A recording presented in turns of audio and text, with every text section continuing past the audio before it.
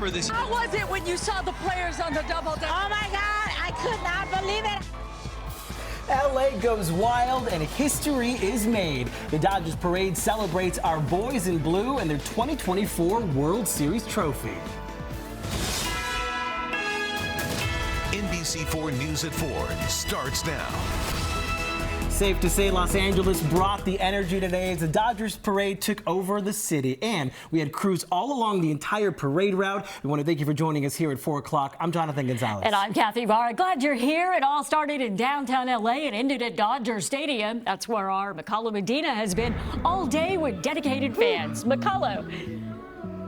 Dedicated fans is the right way to put it. These guys bleed blue still today, 12 hours after they started lining up here at Dodger Stadium. You can see a lot of fans here with their flags, very excited about what they saw inside the stadium earlier today, including Michael here. He came all the way from Chino. His boss actually said, hey, you should actually skip work and go to the parade. That's what your boss said, right? Yep. He let me have the day off. Go ahead and take the day off and you can come over to the parade. Yeah, what was it like for you to see them out on the parade route?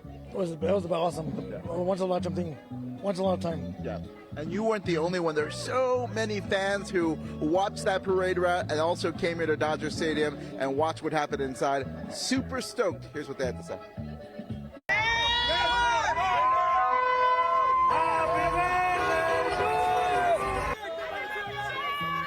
Yeah, they're singing happy birthday there because this would be Fernando Valenzuela's 64th birthday, so he was clearly in their minds as they celebrated the Dodgers and their 8th World Series victory. A lot of fans were very happy to see the players thanking the fans for everything they did this season, saying LA was really the place to be. It is the best town. You ain't gonna find no fans like us. You know, it doesn't get any better than LA. Best. LA all the way, baby. Dodgers, woo! You come away from Moreno Valley, you come 2 hours away for this, man. This we called off work. What she did, I didn't. And we love this. Yeah! I think it's the best moment we've had. It feels like we're winning 2 World Series because they doubted us in 2024 and 2020, and this one now confirmed that we deserved it back then. We deserve it today. We do deserve it today, and back here live you can see a lot of people still remembering Fernando Valenzuela, that Fernando Mania blanket displayed on this growing memorial outside Dodger Stadium. You heard that fan who said, I think this is like winning 2 World Series. I'd say 3, because remember 2017? Oh, I remember that World Series. It was stolen from us by Houston. I was in the audience when that game was lost. Oh, yes, this feels like 3 World Series wrapped up in one. Happy to be here. We are live at Dodger Stadium.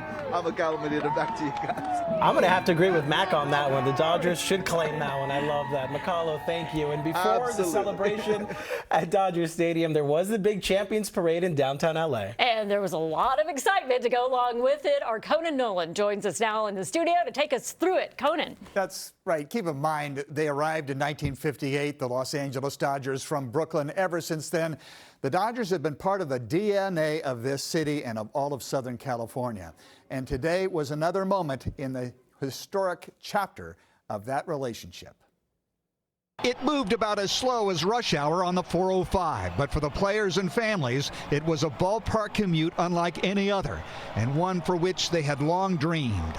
Meandering past screaming throngs festooned in everything blue, with the crisp white letters representing a city, a franchise, and a team that has long brought generations of Angelinos together in the one glorious passion that is Dodger baseball.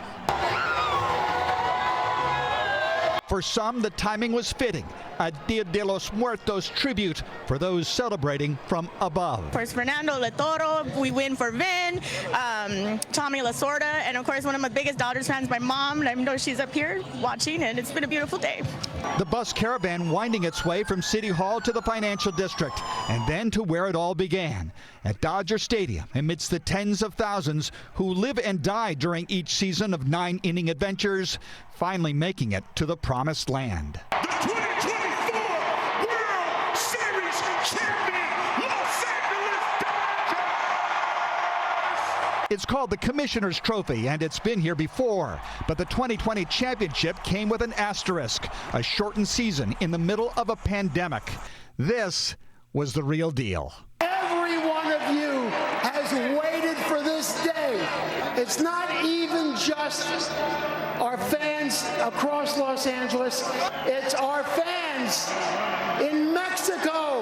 It's our fans in the Dominican Republic. Our fans in Korea. Our fans in Japan. Hey, I just want to thank each and every one of y'all for coming out and supporting us. And to my teammates, y'all don't know how much y'all mean to me, man. I love you guys. Thank you from the bottom of my heart. I can't wait to run this back next year. Let's go Dodgers! A pinnacle of baseball reached in part with help from one who also knows the high altitude of success. Laker legend and co-Dodger owner Magic Johnson.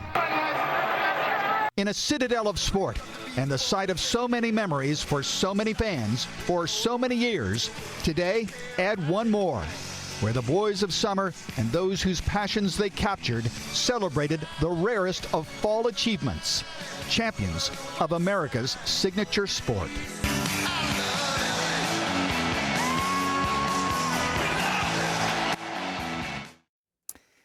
It is remarkably difficult to win a championship like this. Keep in mind that they start in April, 6 months of baseball, another month of the playoffs. And yes, they're celebrating now, but pitchers and catchers report for next season in February. I'm Conan Nolan, NBC4 News. Their sport is hardcore. All right, thank you so much, Conan. Now to another special moment that happened inside the stadium. Our own Olivia Garvey got to sit down with her dad, Steve Garvey, who played for the Dodgers in the 1981 World Series. Okay, so we have a very special guest here with me. My dad. To see Dodger fans come out like this for these World Series champions, how does that make you feel, knowing that you were a part of something like this in '81 and to see them show up today? It just warms my heart because almost to the day 43 years ago, we beat the Yankees in Yankee Stadium. The highlight of my career. We play a team sport. It is truly ultimate. And I've always said we're in the memory business. And you can see today, and not only in Los Angeles, but around the country and around the world, the great history of the Dodgers, who always put their fans first. We were taught that way. And I'm so happy for this little girl who ran around Dodger Stadium and used to see my picture of the last out back in '81. In 2020, my mom and I went to that World Series, and we were so sad that other Dodger fans were not able to experience what we had saw, and that's a Dodgers World Series win. They saw it on Wednesday against the Yankees. How incredible was that? In live. You and I said 6. We said 6. We said 6. Well, they were better than we thought. What happens is when you're relentless, you stay within yourself, you do all the little things, you put pressure on the defense. And if you saw what happened in Game 5, the Yankee defense cracked. What a full circle moment for the Garvey family. Meanwhile, while the Dodgers and their fans celebrate this big World Series win, it's truly bittersweet. That is because today is Fernando Valenzuela's birthday, but his presence was felt at Dodger Stadium. Let me hear you. As Dodger fans celebrate their World Series champions, they remember one of the team's most beloved World Series winners. Let's remember we're celebrating a birthday today, too. November 1st would have been the great Fernando Valenzuela's 64th birthday. Number 34 is up here celebrating this with us. Every day, he's in the dirt, he's in the green, he's in the bases, he's in the micheladas, he's in the hot dogs, he's everywhere. Fernando died just days before the World Series, and as murals of the pitching great popped up around the city, Dodger fans rooted their team on with the heaviest of hearts. Two people that probably impacted this organization most, I think you would say Jackie Robinson and Fernando Valenzuela. His name alone can bring a smile to Dodger fans of all ages, a reminder of the time the kid from a tiny Mexican town took the U.S. by storm. In 1981, the rookie pitcher was a sight to behold no matter where he played. It was dubbed Fernando Mania, but to Dodger Nation, he was simply Fernando. Well, I think '81 is my #1 season because of Fernando. retired Dodgers Spanish-language broadcaster Jaime Jarrín shared a broadcast booth with Fernando for decades. It was a very special World Series, this one, because I felt that Fernando was with us, and the ball players also with a patch of number 34, and they knew that Fernando was with us. Fernando Valenzuela, gone too soon, but forever in the hearts and minds of the Dodgers. Number 34, happy birthday, Fernando Valenzuela.